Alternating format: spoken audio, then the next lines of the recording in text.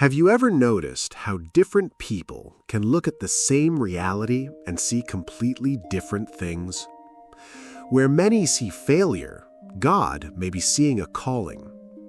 In Matthew chapter 9, Jesus passes by an ordinary place, a tax collector's booth, a place considered impure, rejected, marked by sin.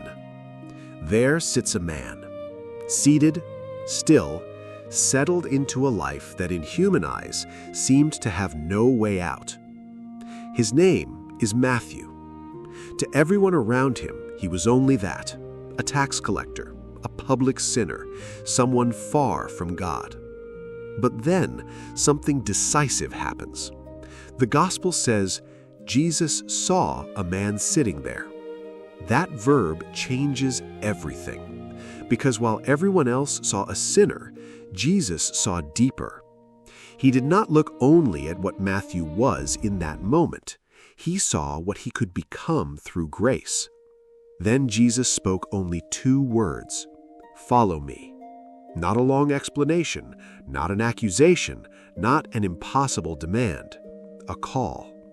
A call that breaks with the past and opens the door to a new future. And the gospel says that Matthew got up. That action was far more than physical. It was spiritual. He rose from a stagnant life, from an identity trapped in sin, from a story that seemed already written, and he followed Jesus. Here is one of the greatest revelations of the gospel. While the world says there's no hope for him, she has fallen too far. That life can never be restored. Jesus looks and says, "I see one of my chosen." God's gaze is not limited by the past.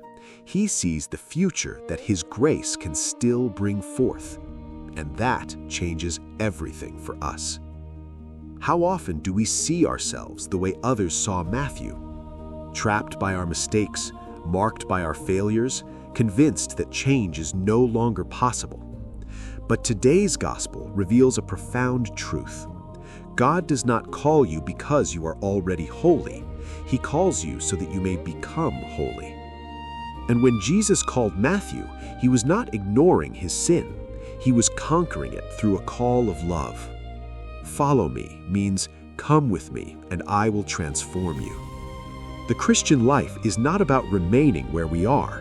It is about rising from whatever holds us back, rising from whatever paralyzes us, rising from whatever separates us from God, and following Him.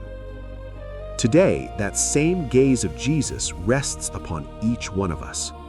Where you see guilt, Jesus sees the possibility of conversion. Where you see a fall, Jesus sees a new beginning. Where you see misery, Jesus sees one of His chosen. And the question remains simple yet decisive. Will you remain seated or will you arise?